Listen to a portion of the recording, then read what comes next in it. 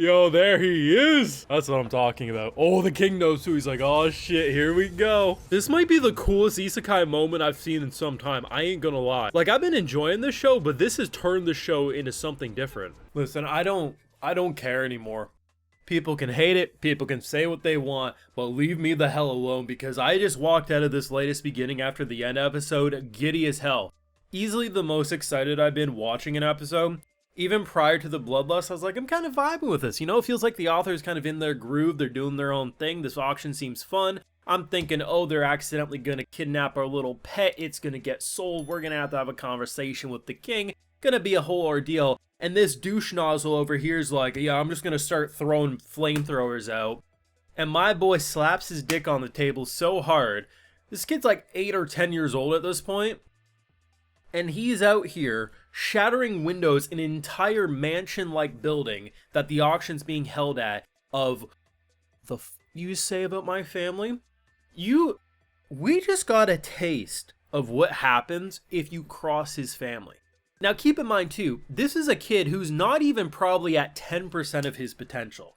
He's still growing. Like, no matter how much talent he has built in within him, he's in a child's body. Until he probably reaches young adulthood, we're probably still gonna just see the small glimpses of what he's capable of. And I think the use of time skips is gonna be very interesting, because not only did they surprise me with the king's pretty nice nature, now, the king had some spice to him, but given the authority he wields, I mean, any king's gonna have some spice. Look at Arthur in his original life. I mean, it kind of says it all. The 2 guards who jumped him got fired, and the dude who they established has been in the care of the king for as long as they can remember, saved the king's life more times than they can count, fired his punk ass, and the way they explained how his leg got broke was that the 2 knights, like, the reflection of their attacks, you know, broke his leg. My boy's out here, freezing time, after telling a king like 3 times to eat shit,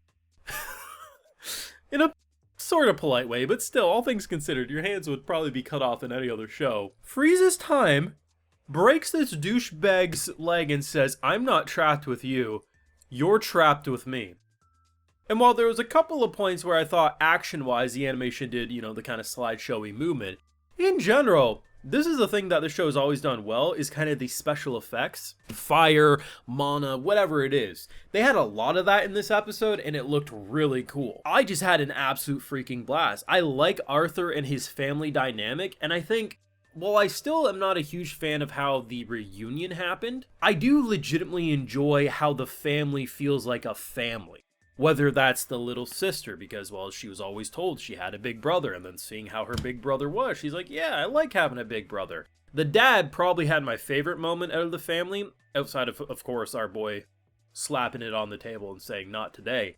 So, when the king's like, hey, we gotta punish you, like, this, we don't know what happened here, this ain't good, so we're gonna have to slap you on the back of the head or something, you know? And then this guy's like, oh, I'm gonna take the little boy's pet, that will help me. He's like, okay, we'll do that. And he's like, nah, I didn't give him that pet. I have, like, he might be my son, but I don't own his life. I didn't give him that pet, it's not mine to take away. He's like, alright, talk back to me, but I can respect that, so kid, give it to me. Okay, how about we trade?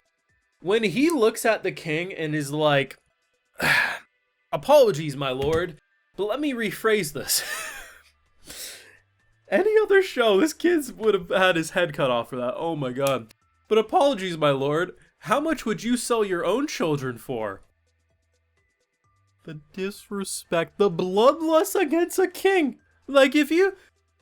I swear to God, like, you could be the biggest hater of the show, and you gotta get something out of this episode. Like, that was pretty spicy in a great way. The king gave us a pretty hefty bag of gold, which is gonna be nice. I'm sure that's gonna come in clutch, so we don't have to worry about getting money from the dad or the mom, or, you know, we'll have money when we need it. I wonder, I assume the knights we may never hear from again, but that old bastard's definitely gonna try some shady shit, for sure. But, damn. That was fun. I was just expecting a fun, like, I figured the direction they were going was, okay, if the king's at the auction, we're gonna get associated with the king more.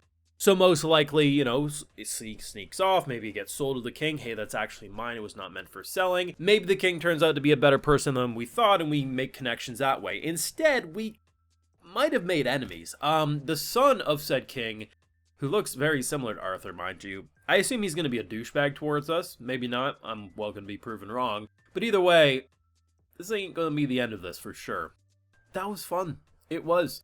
Like, the idea that someone got trapped in a time-space stall state and pretty much got the aura of a dragon staring down at him saying, if you ever, like, he didn't need to say more than that. He knew, right? I'm surprised we didn't see a puddle of piss underneath this man when it was all said and done. Just phenomenal.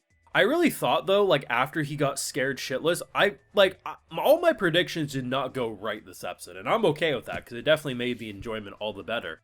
But after basically having the initial bloodlust, I figured to myself, okay, this guy's, like, gonna, like, try to pull him, like, hey, I bet I could train that kid. I bet he has potential.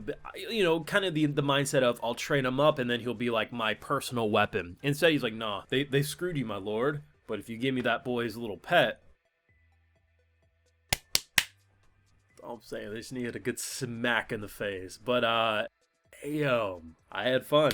I mean, I'm sure there'll be people who say, too little, too late, we've hated this adaptation, this episode's not good enough, even if it was good, it doesn't redeem, whatever. There's gonna be other people saying it wasn't that good of an episode, blah, blah, blah. Listen, the one thing that is nice, though, about this show is that it's less popular to hate on it. So within the first few episodes, everyone was memeing it, and the memes are fun, I ain't gonna lie. But, you know, but now people have moved on to their next grift of the week, so for the most part, like, yeah, there's still negativity towards this show, but it feels less forced anymore. It's like the negativity I see is, like, generally people just not vibing with it, which is fine, versus the forced grifting of so many YouTube channels just trying to make a mockery of the average viewer's intelligence. So at the end of the day, there will be negativity, but I think, you know, you'll also see a decent amount of positivity after this episode because it probably was most people's favorite. At the end of the day, it's exciting. It didn't feel like your average run-of-the-mill isekai episode. It felt completely unique. And once again, I have to say, everyone told me that it would take until season 2, maybe even season 3 for the author to really get going. I thought the author got going like 3 or 4 episodes into the show. And yeah, they're definitely excelling now that we're reaching the, you know, the closing points of season 1. Really good shit. Very excited for more. Could be better, sure, but there's like 20 shows I could point to at this point that I think are way worse than this one, and I'm having a great ass time. But people got their feelings, I got mine. You let me know yours though down below. What did you think of this episode? You know, I thought they weren't going to be able to top the initial aura scene of him shattering the whole damn building basically, but when he looks at it's almost like he like gave him the stink eye up close, and then you see the dragon head. I was like, ooh, woo! That shit was good. Your thoughts? Leave a like if you enjoyed, subscribe if you're new around here, of course ring that bell so you can know if I want to upload more, and hey, we also have the Patreon where we got those full live reactions over there exclusively, and while you're over there, I'll also give you a video shout out. Alright, so today we got Lone Sword, Rainbow Cart, John True, IVQH, Braun P, Ike O, TLBLS, Zero, Cody, and we also have Zanob. So I appreciate the support, everyone. Please take care. You'll have a good one.